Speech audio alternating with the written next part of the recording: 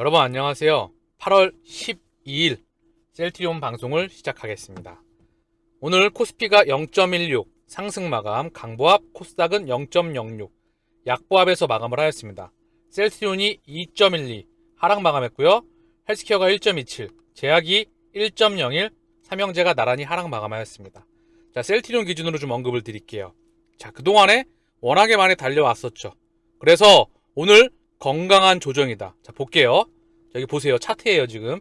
일부러 찾아왔어요. 자, 상승이 나왔죠? 차익 실현 물량 나왔죠? 그쵸? 상승이 강하게 나왔죠? 차익 실현 물량 나왔죠? 상승, 차익 실현 물량. 자, 차익 실현 물량 나올 때마다 1번 구간, 2번 구간, 3번 구간마다 힘들었죠. 그리고 지금도, 그쵸? 차익 실현 물량 나온 겁니다. 건강한 조정이다. 다시 간다. 기준점에 맞춰서 지금 떨어진다고 전혀 흔들거릴 필요 없다. 제가 언급드렸죠? 공매도가 떠나가고 있다. 그 기준점에는 셀트리온의 실적이 좋아진다. 숫자에 대한 증가 폭이 나온다. 더불어 3사 합병을 앞두고 있다. 그렇기 때문에 수급으로서 공매도가 먼저 들어와서 선점을 해서 지들이 떠나가고 있는 거다. 대량 쇼커버가 현재 일어나고 있으면서 그렇기 때문에 지금은 전혀 흔들거릴 이유가 없다. 떨어질 때마다 매입, 제가 언급드렸죠? 올라갈 때 사는 게 아니고 떨어질 때마다. 그리고 상당히 기회를 많이 주었죠. 25만원 부근 30만원 넘어가면 매입은 없습니다. 자, 헬스케어의 흐름도 같은 흐름이에요. 상승 박스권, 상승 차익 실현, 상승 차익 실현, 상승 차익 실현, 상승 차익 실현. 차익 실현 나오고 다시 상승 나올 거리라 생각을 합니다. 그 기반에 펀더멘탈의 양과 질이 있다 언급을 드렸죠. 양적인 부분은 숫자가 이제는 영업이익만 갖고도 숫자 1조를 바라보고 있다. 더불어 질적인 면에서 제품의 라인업이 많이 늘어나죠. 2023년도에 블록버스터 시장 규모 4조에서 5조, 크게는 10조 이상이 되는 블록버스터 항체가 10개 라인업이 이상이 됩니다. 더불어 이 10개 라인업을 직접 전세계를 상대로 직판을 실시하죠. 공장 캐파 상공장이 완공을 앞두고 있죠. 생명공학센터 2,000명을 수용할 수 있는 대대적인 또 충원이 들어가겠죠. 그렇기 때문에 지금 공매도가 갚아 나가고 있는 거다. 쉽죠? 간단하고 명확하게 언급을 드린 부분이에요. 셀트리온의 공매도 매매 비중은 4.60, 거래량은 41만 1천주. 공매도 매매 비중은 사실 참고만 하셔도 된다, 이제부터는. 더불어 헬스케어의 공매도 매매 비중 12.50, 거래량은 56만 4천주. 자, 그래서 오늘의 수급을 봤는데 셀트리온과 헬스케어 양쪽 다 쌍끌이 매도가 나왔어요. 그러나 지금 보게 되면 먼저 셀트리온부터 볼게요. 기간이 14,000주, 외국인이 6,500주, 전날 9,500주 찔끔 팔았다. 그들끼리 손바뀜이 일어나고 있고요. 15만주, 11만주, 15만주 들어오고 36,000주 들어오고 9,500주, 6,500주 팔았다. 그들끼리 손바뀜이 일어나고 있다. 오늘 14,000주가 나왔는데 이 중심이 연기금 13,000주. 그동안 62만주 가까이 워낙에 많이 들어왔었다. 찔끔 다시 한번 들어오리라 생각을 해요. 금융투자는 1,700주. 자, 그래서 오늘의 수급의 큰 변동의 흐름은 없었다. 개인의 물량, 외국인과 기관으로 넘어가고 있는 큰 추세의 변화의 흐름은 감지되지 않는다. 헬스케어 똑같아요. 쌍끌이 매도가 나왔는데 연기금은 1,300주 조금 들어왔어요. 그런데 사모펀드에서 2만 3천주, 투실에서 2만 주가 나갔고요. 금융투자는 어제 15만 5천주, 오늘 570주. 그래서 외국인 물량 18,000주. 헬스케어 쪽에서 외국인 쪽에서 하나, 둘, 셋, 넷, 다섯 5거래일 연속 팔았는데 중요한 건 다시 들어오리라 생각해요. 31만 주 한 달 기준으로 현재 셀트리온과 헬스케어의 수급의 중심은 연기금, 그리고 중요한 수급의 큰 흐름은 바뀌지 않았다. 자, 셀트리온의 매수, 매도 상위 창구예요. 자, 큰 변화의 흐름은 없었는데 중요한 건 모건 스탠리나 메릴린치, 그동안 매집을 해왔던 모건 스탠리나 메릴린치에서 팔았나 이런 부분을 봤는데 그런 쪽이 없었다. 그렇기 때문에 수급 전혀 큰 흐름의 변동이 없다. 그쵸? 그래서 오늘 공매도 누적 잔고 한번 보고 올게요. 오늘 셀트리온의 공매도 누적 잔고 239만 7천 주. 다시 한번 찔끔 줄었다. 260만 주, 전날 14만 주, 그 다음 244만 주, 16만 주. 연속 14만 주, 16만 주, 약 30만 주 가까이 줄었었다. 그 다음 오늘 또 찔끔 줄었다. 230만 주대로 들어간다. 곧 200만 주대가 얼마 안에 깨질 것 같습니다. 중요한 건 대차장고와 같이 급증해서 줄어들고 있죠. 줄어드는 폭이 최대 7일, 최소 7일 연일 갱신해 나가고 있다. 정말 빠르게 줄고 있습니다. 공매도가 떠나가는 게 지금 확연히 보이시죠? 자, 7월 1일부터 8월 12일까지 증권사 매수 창구, 매도 창구 1위예요. 자, 보면 모건 스탠리 1위, 2위 메릴린치 떠나가고 있다. UBS, JP모간, CS, CLSA 증권 외국계 창구를 통해서 떠나가고 있다. 남아있는 몸통은 모건 스탠리와 메릴린치이다. 매도 창구 1위는 키움이다. 골드만 2위인데요. 얘네가 계속 샀다 팔았다를 반복하면서 조금씩 눌러가면서 빠져나가고 있죠. 신한, 삼성 자 포함되어 있고요. 1위는 키움이다. 전반적으로 개인 투자의 물량이 더불어 차명의 물량이 외국계 창구와 기관계 창구로 넘어가고 있다. 이게 큰 셀트리온의 흐름이다. 바이오 시밀러 이후 셀트리온 혁신에 쏠린 눈. 더 벨에서 나왔는데요. 참고사항으로서 한번 처음부터 끝까지 볼게요. 참고할 만한데 어쨌든 볼게요. 2000년대 초반 바이오 시밀러 사업을 위해 투자 유치에 나선 서정진 셀트리온 명예회장은 사기꾼 취급을 받기 일쑤였다고 회고한다. 당시 복제약을 만드는 것 외에 수백억 원의 자금이 필요한다는 것을 납득하는 이는 많지 않았다. 하지만 바이오시밀러 분야에 일찍 뛰어든 서 회장은 셀트리온을 글로벌 수준의 바이오시밀러 기업으로 성장시켰다. 당시 서 회장의 사업 방향성은 명확했다. 낮은 가격으로 처방 가능한 바이오 의약품을 공급하는 것. 자, 명확한 말이죠. 유효성은 동일하면서 가격 경쟁력이 뛰어난 셀트리온의 첫 번째 모토이죠. 유효성은 동일하면서 가격 경쟁력, 원가 경쟁력, 세계 최고의 항체 바이오시밀러 원가 경쟁력. 단순해 보이는 사업 방향성을 현실화시키는 것은 쉽지 않았다. 특히 케미컬 의약품과 달리 생산 조건이 까다로운 항체 의약품은 복제약조차 쉽지 않았다. 그렇기 때문에 시밀러이죠. 케미컬 의약품 대비 800배 분자 구조가 복잡합니다. 여기에 당시 의사들은 바이오시밀러라는 개념조차 익숙치 않았다. 의사 입장에선 낮은 가격만을 이유로 오리지널 의약품 대신 바이오시밀러를 처방할 이유는 없었다. 이미 바이오시밀러보다 오리지널의 의약품 임상 데이터가 풍부했다. 때문에 의사들은 오리지널 의약품에 대한 신뢰도가 상당했다. 자, 어마무시했죠? 이런 글로벌 기득권을 뚫어버린 겁니다. 세계 최초로.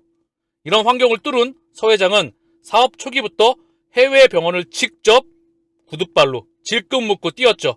직접 발로 뛰며 영업망 확보에 나섰다.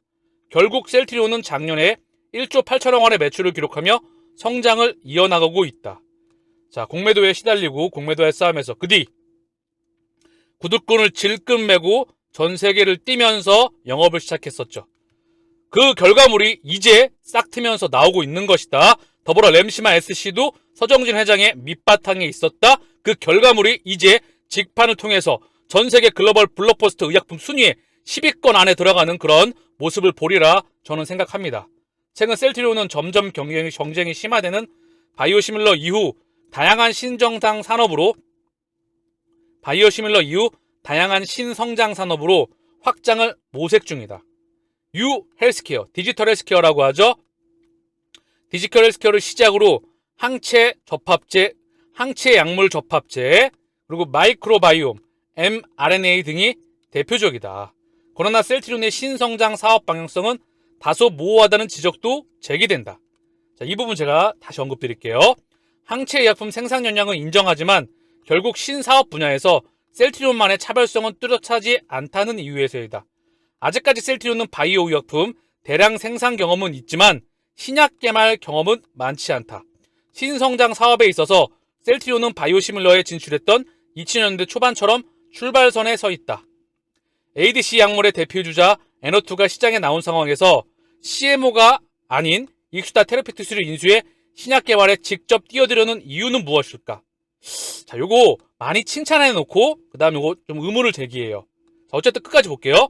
또 아직 품목 허가를 받은 제품이 하나도 없는 마이크로바이옴과 백신 2종만이 허가를 받은 mRNA 분야에서 회사의 R&D 전략은 무엇일까? 항체 의약품 대량 생산량을 가진 셀트리온이 왜 ADC, 마이크로바이옴, mRNA에 뛰어들었는지 시장에 명확하게 답해야 할 시점이다. 자, 이 부분. 자, 먼저 ADC.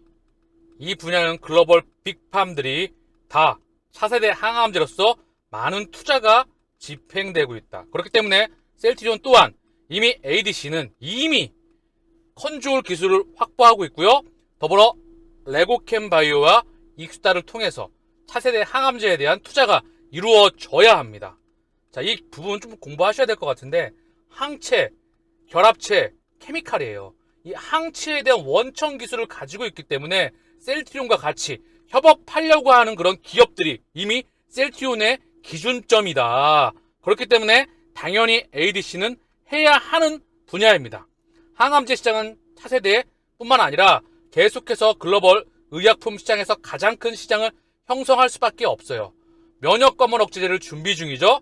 항암제 분야는 트룩시마와 그리고 허주마, 베그젤마, 차후, 옵디보와 큐트루아의 바이오시밀러 또한 준비 중이며 ADC가 집행돼야 되겠죠. 그렇기 때문에 아직 우리가 신약을 만들어낸 게 아니죠. ADC에 대해서. 중요한 건 레케노라 개발 못했습니까? 다만 오미크론이라는 변이를 만나서 두 번째 더 큰 이유이죠. 국가를 넘어서는 그 권력, 그 기준점에 있었다. 그렇기 때문에 약소한 금액으로 세계 최초로 유럽에서 허가를 받은 항체 치료제였습니다. 그 기술력은 온전히 남아있죠. 그리고 mRNA 플랫폼, 더불어 유전자 치료제예요. 이건 mRNA. 참고사항으로 언급을 드려요. mRNA, 메신저 RNA라고 하죠. DNA, 유전자 원본, 세포가 분열할 때마다 자, 복사를 하겠죠. 그래서 이 DNA가 복제될 때 RNA가 있는데 이 RNA에는 복사본이에요. mRNA, 메신저 RNA, 설계도 R, 리보솜 RNA, 단백질을 만들어내는 공장, 그 다음에 트랜스퍼 RNA, tRNA, 아미노사를 갖다 주는 거죠.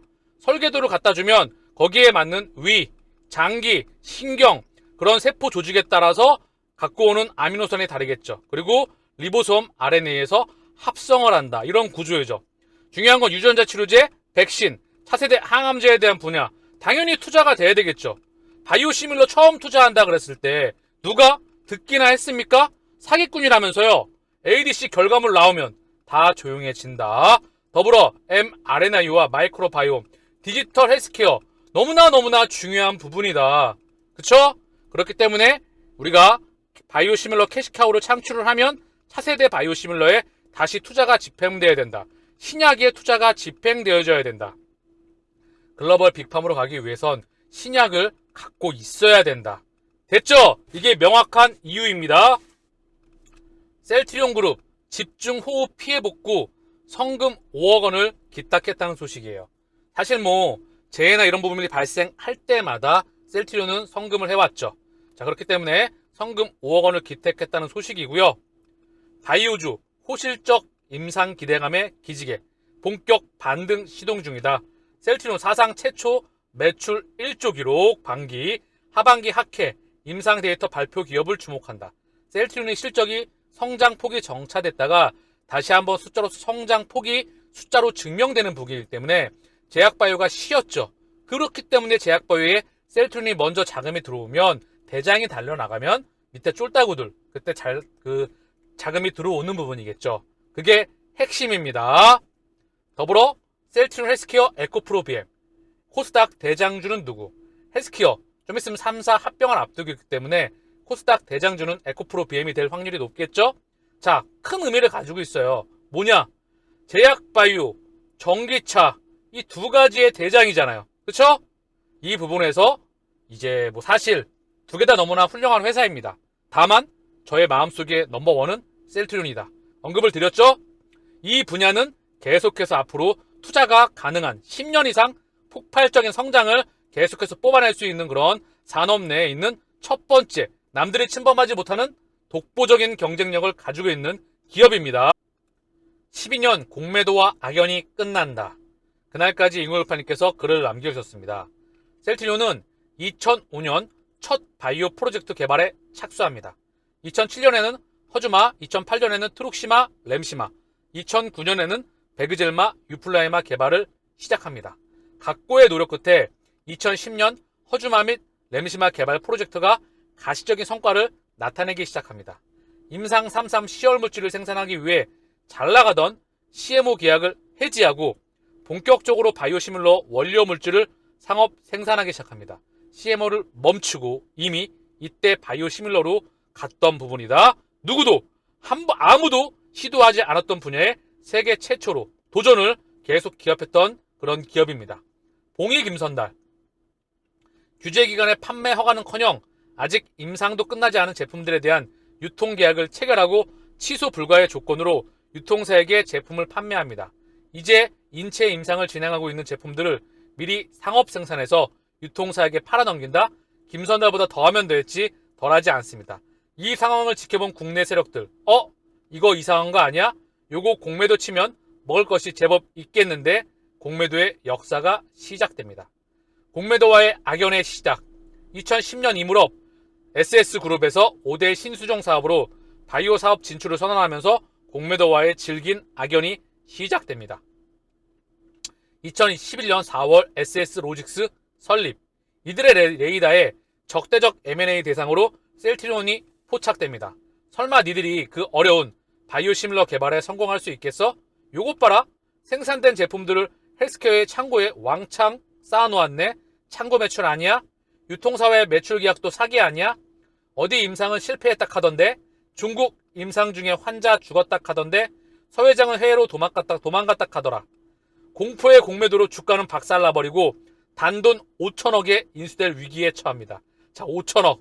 지금 생각해보면 정말 어처구니 없는 그런 금액입니다. 이 시가총액은 얼마에 갈지 여러분 상상이 되십니까? 2014년 4월 눈물의 기자회견. 죽어도 니들한테는 안 팔아. 램시마 EMA 승인이 나면 외국계 글로벌 제약사에 팔 거야. 백기사의 등장과 기사 회생. 이를 지켜보던 테마색이 100마를 타고 나타나 수천억 원을 추가로 투자함으로써 셀트리온의 2대 주주 지위에 올라섭니다. 그리고 얼마 지나지 않아 2014년 9월 램시마 EMA 승인이 나고 기사 회상하였으나 여전히 공매도는 기승을 부립니다. EMA 승인이 나더라도 메이드 인 코리아를 설마 유럽 국가들이 사주겠어? 자사주 매수한다고 하고 시세 조정하는 거 아니야? 세무조사해야지. 출국 금지도 시켜라. 이거 분식회계잖아.